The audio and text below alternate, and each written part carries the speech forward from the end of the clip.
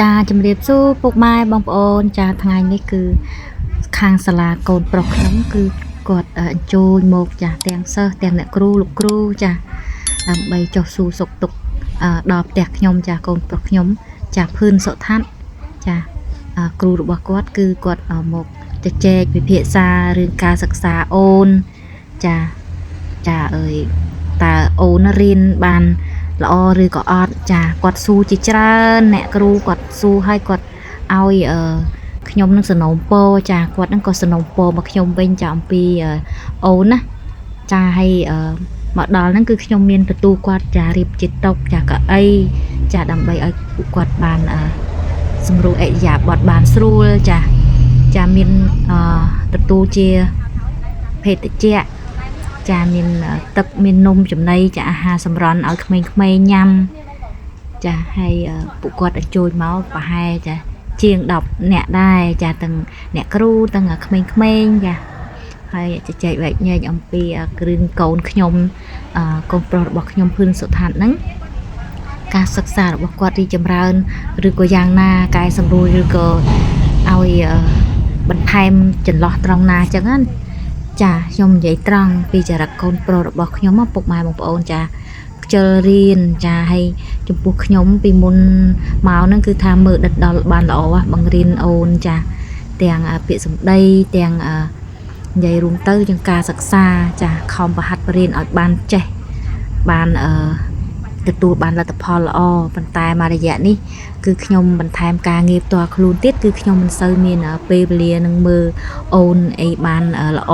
ហាត់បរៀនរាល់ថ្ងៃអញ្ចឹងណាមានចន្លោះប្រហោងម្ដងម្កាលដែរចាឥឡូវនេះបានពិភាក្សាចារួចរាល់ហើយផ្ដោះចម្លើយផ្ដល់ចម្លើយគ្នាទៅមកហើយអ្នកគ្រូក៏បានជូនជាចាកាដូមកឲ្យនាងខ្ញុំចាហើយនឹងលិខិតថ្លែងអំណរគុណចាមកដល់ក្រុមគ្រួសារខ្ញុំចាឥឡូវនេះមានការថតជួបជុំគ្នាចាខាងសាលាគាត់ថតខាងខ្ញុំនេះក៏បានថតជាវីដេអូចាដើម្បីបញ្ចូលទៅក្នុងវីដេអូរបស់ខ្ញុំព្រឹកនេះដែរហើយឥឡូវនេះអ្នកគ្រូលោកគ្រូចាបានចូលចាទៅវិញចាហើយនាងខ្ញុំនេះក៏បានជូនដំណើរពួកគាត់ចាទាំងសប្បាយរីករាយទាំងអ្នកគ្រូទាំងគ្រូសាខ្ញុំចាដែលបានពិភាក្សាគ្នារឿងកូនភឿនសុថាត់រួចរាល់ចាហើយបន្ទាប់មកទៀតគឺខ្ញុំបានជូនទៅដល់មាត់ទ្វារឲ្យគាត់អញ្ជើញឡើងឡានរួចរាល់អស់ចានាងខ្ញុំនឹងក៏ចាប់ផ្ដើមចារៀបចំធ្វើម្ហូបចាព្រឹកនេះដែរចាដើរហួសទៅតូបប្អូនស្រីរបស់ខ្ញុំទៅរកមើលម្ហូបចាអ្នកគ្រូមានកាដូចាតិចកម្មចា12ដប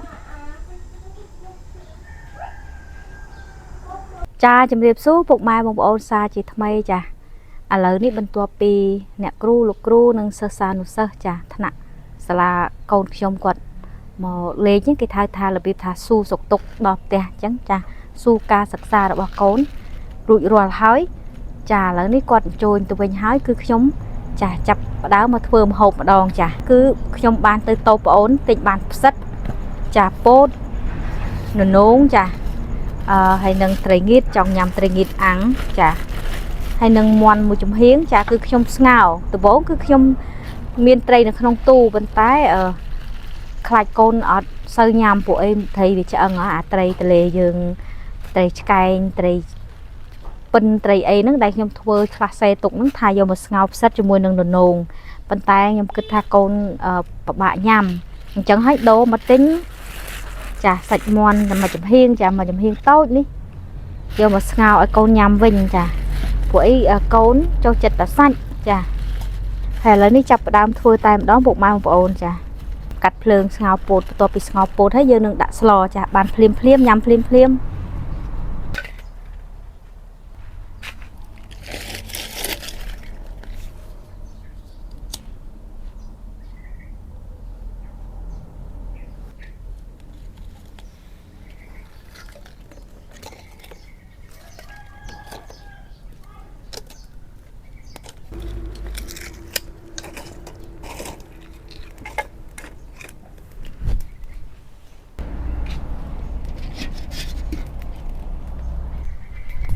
ចាយូរទិញបានពោតម្ដងចាស្ងោរញ៉ាំទៅមានក្រហមមានស ចាដាក់អំបិលចាដាក់អំបិលបានមានជាតិឆ្ងាញ់ចាខ្ញុំចិត្តអានោងចិត្តននោងចេះតែហៅអានោងហូតតាមតំបន់ពុកម៉ែចាពុកម៉ែអើយមហូបតាមគ្រួសារចាមានការធ្វើខុសត្រូវមិនដូចគ្នាទេពុកម៉ែអើយចាននោងខ្ញុំបានចិត្តរួចហើយអញ្ចឹងខ្ញុំចិត្តផ្សិតម្ដងចាខ្ញុំឃើញផ្សិតខ្ចីល្អគឺខ្ញុំទិញយកកន្លះគីឡូមកហ្មងចា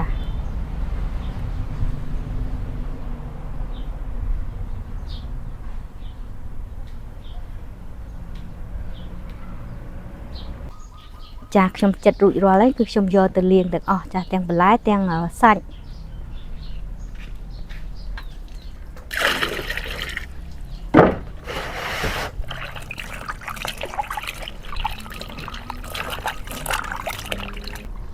ខ្ចីល្អហ្មងណាសម្រាប់ខ្ញុំចូលចិត្តខ្ញុំបបានអារីកកប៉ាំងដុសតាមច្បើងតាមដើមត្នោតចាកាលខ្ញុំនៅស្រុកកំណើតក្មេងៗដើរបេះទៅតាមដើមត្នោតដែលគេដើមត្នោតឲ្យលួយតែពេលភ្លៀងធ្លាក់ភ្លៀងមកដុសហើយអាខ្លះល្អទៅធំទៅ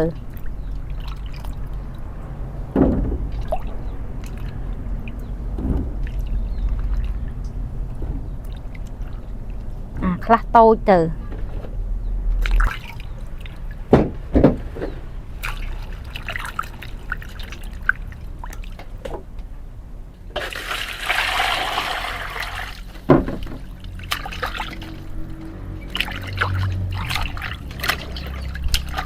ចាត្រីយើង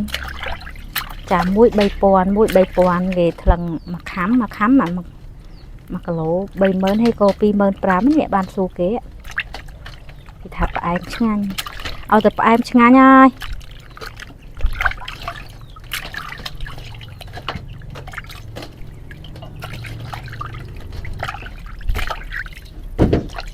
ចាត្រីងៀតយើងត្រូវតែលាងទី1វាជ្រះដីធូលីចឹងដែរ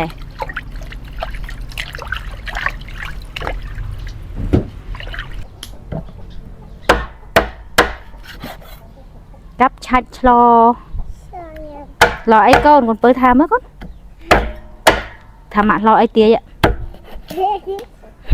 កូនពើគ្មានដឹងខ្យល់អីទេ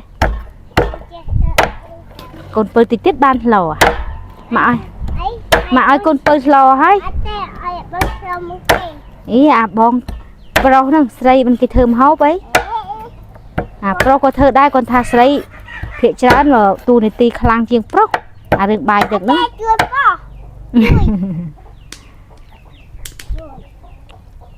កូនពើខ្ញុំ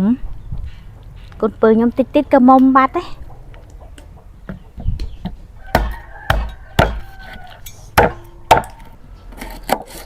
ចាខ្ញុំស្ងោដាំខ្ទឹមពងចាខ្ញុំអត់ដាំទឹកទេខ្ញុំពងខ្ទឹមទៀតព្រោះឲ្យចូលចិត្តខ្ទឹមឈ្ងុយចាខ្ញុំតែងតែស្ងោភាគច្រើនគឺពងខ្ទឹមហ្មង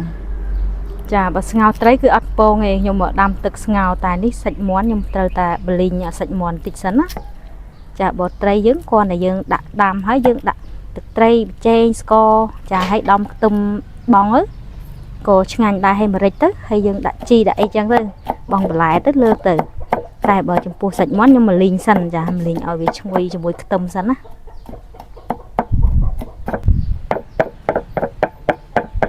ចាច្រាំរួចរាល់ហើយចាយកមកកូនប្រើកូនយកច្រែងយកមកដាក់ចាចិត្តអានោងម្ដងចាស្ងោអានោងជាមួយនឹងផ្សិតចាខ្ញុំអាសាស្ងោមែនតើព្រោះខ្ញុំចូលចិត្តចាវាផ្អែមហើយហឹលម្ទេសឆ្ងាញ់ណាខ្ញុំចូលចិត្តបានធ្វើពុកម៉ែចាវាល្អដល់សុខភាពដែរហើយខ្ញុំពុះហើយខ្ញុំចិត្តកង់មុំអាធំខ្ញុំពុះចឹងណាអាតូចយើងបាច់ពុះឯងចាហ្នឹងលក្ខណៈធំហីចាបើតូចប៉ុណ្ណេះយើងកាត់កង់យកហ្មងចាអត់បានខ្ចីដោយសារតូបប្អូនយកមករៀងធំហ៎ចាបើបានក្តឹបអានោងខ្លួនឯងផ្ទះឯងវិញណាអូយស្ងោរឲ្យកុសសបកខៀវមើលទៅសបកវារឹងឆ្ងាញ់ចាអត់រលួយទេបើយើងកុសចេះអាខ្ចីហើយស្ងោរទៅឡើងខៀវទឹក ឆ្ងាញ់ណាអីគុនធាឆ្ងាញ់រហូតចឹងចាឆ្ងាញ់មែនពុកម៉ែចាពោតយើងប្រកាសជាឆ្អិនណាយូរដែរហើយចាខ្ញុំស្រង់ពោតខ្ញុំច្បាស់ជាឆ្អិនហើយចាមានពណ៌ចាពណ៌សហើយនិងពណ៌លឿងចាពោតអាពណ៌លឿងនេះគេហៅពោតពណ៌ក្រហមមកចេះអាពោតសពោតតណើបចាពោតតណើបវាឈ្ងុយខ្លាំងជាងពោតពណ៌លឿងខ្ញុំចូលចិត្តជាងកូនពៅខ្ញុំចេះលាងចានដើរដែរតើពុកម៉ែបងប្អូនចិត្តទៀតប្រើបានអានឹងចង់ខ្លួនឯងពុកម៉ែអត់ប្រើទេណាគេថាចាំអូនលាងឥឡូវអូនលាង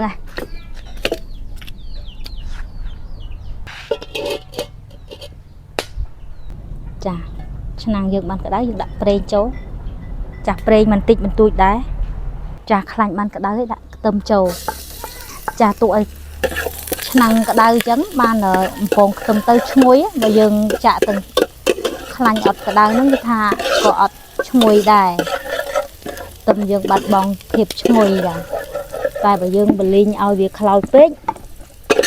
ក៏វាអត់ល្អដែរចាស់មកឈ្ងុយល្មមហ្នឹងយើងចាំចាក់សាច់ឬក៏ដាក់គ្រឿងអីចូលអញ្ចឹងណាចាល្អទាំងសុខភាពហើយល្អទាំងរសជាតិទៀតចាខ្ញុំអត់ឲ្យខ្លោចខ្លាំងគ្រាន់តែថារសជាតិទៅឈ្ងុយប៉ុណ្ណេះហើយគឺខ្ញុំចាក់ចាសាច់ចូលចាំលីងសាច់ឲ្យឈ្ងុយជាមួយនឹងខ្ទឹមយើងចាខ្ទឹមចាគឺជាគ្រឿងផ្សំមួយដែលធ្វើមុខម្ហូបឆ្ងាញ់ណាមិនថាគ្រូសាពុកម៉ែបងប្អូនថាគ្រូសាខ្ញុំនេះអត់ចោលហ្មងខ្ទឹមចាខ្ញុំលីងមាន់គឺខ្ញុំដាក់ទឹកត្រីមុនគេចាដាក់មកល្មមផាជា2 ស្លាបព្រាបាយទេចាដើម្បីឲ្យមានជាតិចាឲ្យខ្ញុំដាំឲ្យឆ្អិនប្រហែលជា 50% ខ្ញុំចាក់ទឹកងាស់ចាខ្ញុំគ្រប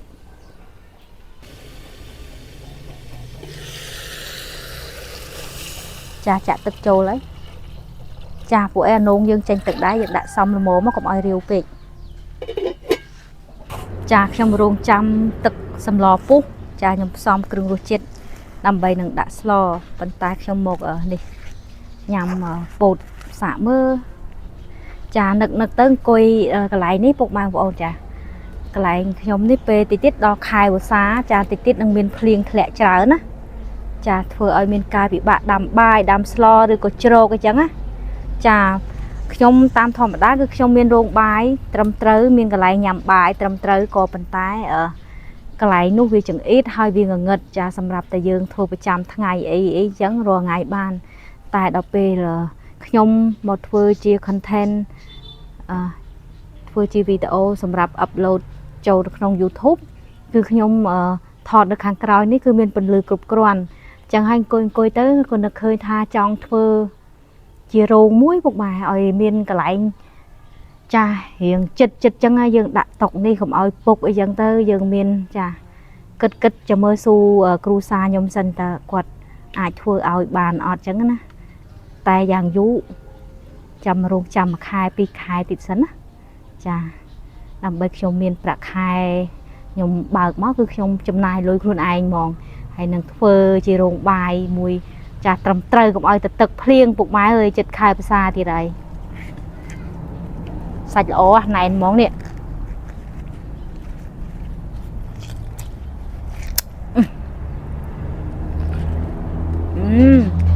ងុយនឹករសជាតិចាពោតសនេះឈ្ងុយចានឹករសជាតិដូចខ្ញុំនិយាយហ្នឹងនឹករសជាតិកាលខ្ញុំនៅតូចជំទង់ល្មមចាខ្ញុំមានបន្លែខ្ញុំដឹកយកទៅលក់នៅផ្សារចាបើផ្ទះយើងអត់ដាំពោតឆ្នាំហ្នឹងអត់ដាំពោតគឺមានតែទិញគេចាឲ្យតែយើងលក់បន្លែហើយមើលទៅម៉ោង7ជាងអីចាចាប់ផ្ដើមទិញពោតមកអង្គុយញ៉ាំហើយកាលហ្នឹងសបោតាអញ្ចឹងណាអានេះអត់ទាន់មានទេអានេះទៅសម័យឥឡូវទេចាចំពោះពីរហ្នឹងពណ៌លឿងគេថាមានគុណប្រយោជន៍ខ្លាំងជាងដោយសារតែមានពណ៌នេះមានប្រូតេអ៊ីនអីខ្លាំងជាងពណ៌សចាប៉ុន្តែសម្រាប់ខ្ញុំគឺចូលចិត្តពណ៌សជាងអាពណ៌នេះវាផ្អែមឆ្ងាញ់ ខ្លាំងហើយវាជ្រុបដល់ចឹងខ្ញុំអត់ចូលចិត្តចាជ្រុបហើយផ្អែមណាមានគុណប្រយោជន៍ខ្លាំងក៏គុនធាអត់ចូលចិត្តដែរចាចូលចិត្តអសងាញ់ហ្មងឈ្ងុយពោតហ្មងអូទឹកខ្ញុំពុះហើយនោះយកបងគ្រឿងស្លសិនចាសាច់យើងច្បាស់ជាឆ្អិនហើយអញ្ចឹងខ្ញុំដាក់ផ្សិតចូលបដាទៅចាឥឡូវខ្ញុំផ្សំគ្រឿងទេសខ្ញុំចាមានអំបិលចានរងផ្អែមក៏ខ្ញុំដាក់ស្ករបន្តិចដែរចាមកចិបទៅចាម្សៅស៊ុបចាចេងតិចតួចដែរចាម្រេចចាប៉ុណ្ណេះឯងបើយើងសាបប្រៃអីយើងចាំភ្លុកសាក់មើលចាំថែមអីទៀតឬក៏យ៉ាងម៉េចចាបើឲ្យប្រៃវាមិនប្រៃទេពុកម៉ែញ៉ាំចាឥឡូវខ្ញុំមកដាក់ននោងញ៉ាំពោតទេកូនចាននោងគឺឆាប់ឆ្អិនទេយើងគ្រាន់តែមកពុះហ្នឹងគឺថាឆ្អិនហើយននោង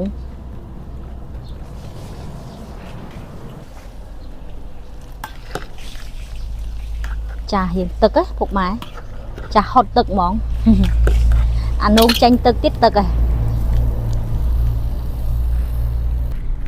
ចាត្រៀមស្លឹកជីចាជីមានតែស្លឹកខ្ទឹមហើយនឹងជីរណាចាស្រុកខ្ញុំជីរណាហើយជីវ៉ាន់ស៊ុយហ៎ពុកម៉ែ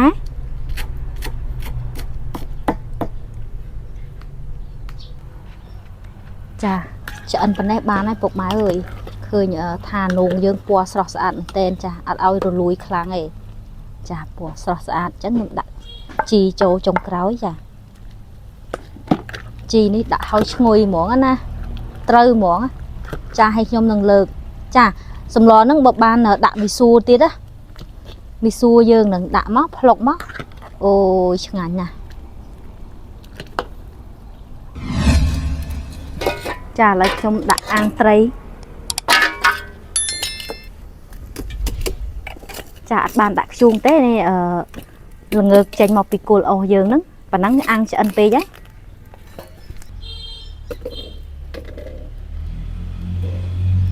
ចាដាក់ខាងពោះវាចេះទៅឆាប់ឆ្អិន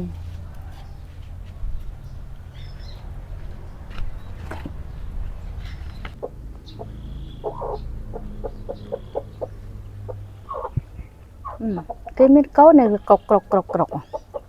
នោះវាកាត់ចូលណានោះណានោះកូនណានឹងកូនអាធំហ្នឹងកូនគេកូនមួយអត់ឃើញមានកូនឬកុកចាត្រឡប់ចុះត្រឡប់ឡើងឲ្យបានឆ្អិនស្មើគ្នាល្អ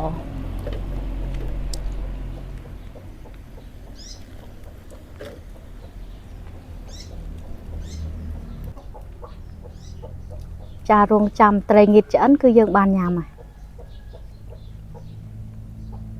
ចាត្រីខ្ញុំឆ្អិនហើយខ្ញុំលើកហើយចាយើងអាឡ័យតែអាំងងៀតមិញហ្នឹងគឺថាសម្លយើងចាឡើងចេញរាវហ្មងខ្លោកហ្មងចាហត់ទឹកដូចដាក់មីសួរទៅល្មមនេះបើសិនមានមីសួរមកខ្ចប់អីទៅនងណាចាទៅមានរសជាតិឆ្ងាញ់ហ្មងផ្អែមទឹកអនុងចាខ្ញុំចូលចិត្តណាមុខម៉ែចាពុកម៉ែធ្វើសម្លបែបនេះឆ្ងាញ់បើមានត្រីស្ងោរត្រីចាដាក់ដាំទឹកឲ្យពុះឲ្យដាក់ត្រីចូលហើយចាបងទឹកត្រីម្រេចស្ករប៊ីចេងតាមចំណូលចិត្តហ្នឹងទៅចាឆ្ងាញ់ប៉ុន្តែស្ងោរបែបនេះកុំផ្អែមចាតែផ្អែមវាអត់សូវឆ្ងាញ់ទេអាហ្នឹងសម្រាប់គ្រួសារខ្ញុំចាសូមអញ្ជើញពុកម៉ែបងប្អូនមកពិសាបាយជុំគ្រួសារខ្ញុំចឹងហ្នឹងណាមានតែ3នាក់យាយចៅម៉ែដោយសារតាកូនប្រុសខ្ញុំលេងប៉ាគេទៅធ្វើរោងហ៎មកមួយជើងទៀតដល់ពេលមកមួយជើងទៀតពេលប៉ាគេមកគេទៅតាមចាចូលចិត្តណាចូលចិត្តទៅតាមប៉ាធ្វើរោងណាទៅតាមមកឲ្យតែប៉ាឲ្យទៅគឺបានទៅហើយអាពេលខ្លះអត់ចង់ឲ្យទៅដែរពុកម៉ែក្តៅតែណាចង់អើយចង់ញ៉ាំកូននេះដែរប៉ុណ្ណា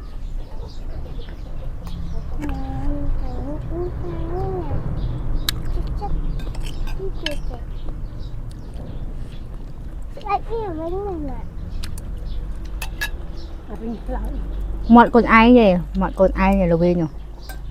ញ៉ាំអីក៏ល្វីងដែរ bực mấy nhâm mà nó là vì à mày thế nó phải em thương ấy ông phụ tao em phải ngắn nhá rồi lo dương nhâm mùi thử nhất ngang ngọn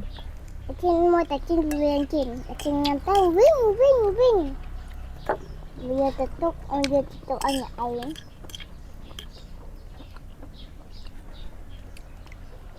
khai xoay bồ rồi tôi chơi trong quạt dây rung tới tay dương ọt men xoay tốn mấy bàn tay cái thà khai xoay bồ rồi bàn này thà té ná có sợ bồ đây một vài bông ồn cha đừng việc cài màu pin na lo nó hot tực chẳng nha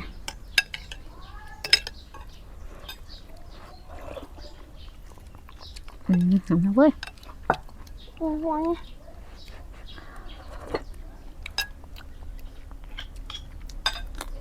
nhảy bài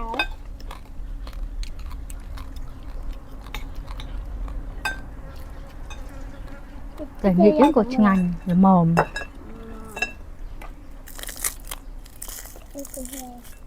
ngày muốn bả tình ít bả tình ít bả sạch chút nhằm bài trực lo ngày trả chật ấy móm ngành sạch ruột nè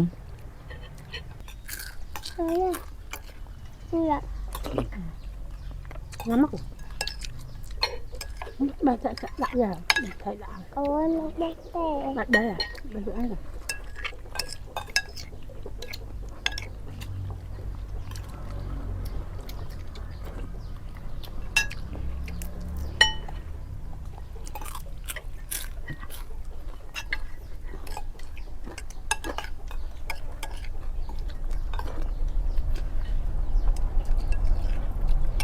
tức trong clean của bò mình đã có bò so mùi thấy nghiệt mùi sạch bầu mùi trà xin của bạn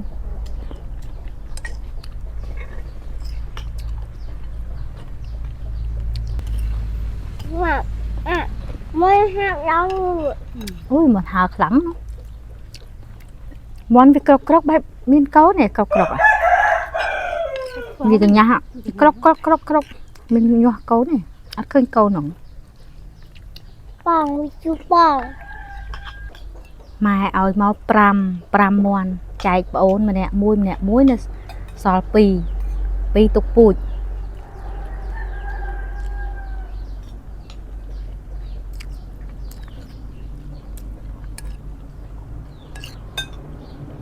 ao ôn mà nè muối vô tục bụi đại chẳng viên ở sò tầng pram sao chẳng ai đâu thì cái tách mai nhom ao máu mai nhom lời sụp cầm nạt khang phai tiếng còn ao muôn mà đong pram mà đong bay buôn chân á vô mà ai chơi thơm không ai chơi quạt nè tại phá chè tục thực bụi hột tục thực bụi bàn màn không tự ở tiền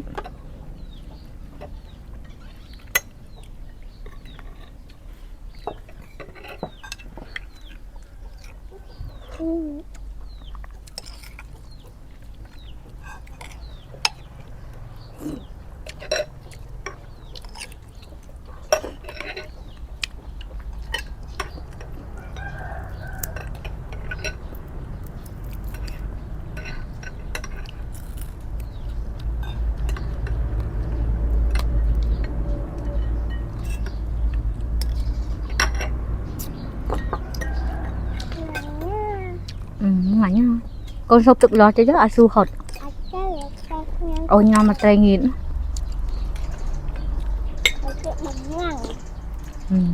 bà sắt bà biết châu chết à ta miên sạch rồi bón nha bón ta miên sạch tới liên lái có nhầm bàn chả dương hộp ấy nhầm bàn dương trong nhầm lục vính có nhầm bàn chẳng tuyệt chẳng còn bệnh cha lời dân liên lục ta lục giấy em ơi cha lời ní con thia xôm bánh chọc video tay trầm đây cha con thia xôm con bột mài bông ôn cha tiền nè cha tiền nè thay đai tay cha គាំទ្រនិងទស្សនាវីដេអូគុនធាតាំងពីដើមរហូតដល់ចប់ចាបើសិនជាពុកម៉ែបងប្អូនណាចាមើលទស្សនាគុនធាហើយមិនទាន់ជួយ Subscribe គុនធាណាជួយ Subscribe គុនធាម្នាក់មួយមកចា Channel គុនធាចាដើម្បីឲ្យគុនធានេះមានកម្លាំងចិត្តចាពុកម៉ែបងប្អូនចានឹងធ្វើវីដេអូចាការរស់នៅប្រចាំថ្ងៃរបស់គុនធាចាបង្ហាញពុកម៉ែបងប្អូនចាទស្សនាកំសាន្តនៅពេលទំនេរចាឥឡូវនេះគុនធាចាសូមគោរពលាចាជួបគ្នានៅវីដេអូក្រោយៗទៀតណាបាយបាយ Ê, cái kia đâu mà ở mình. ដឹងអីហង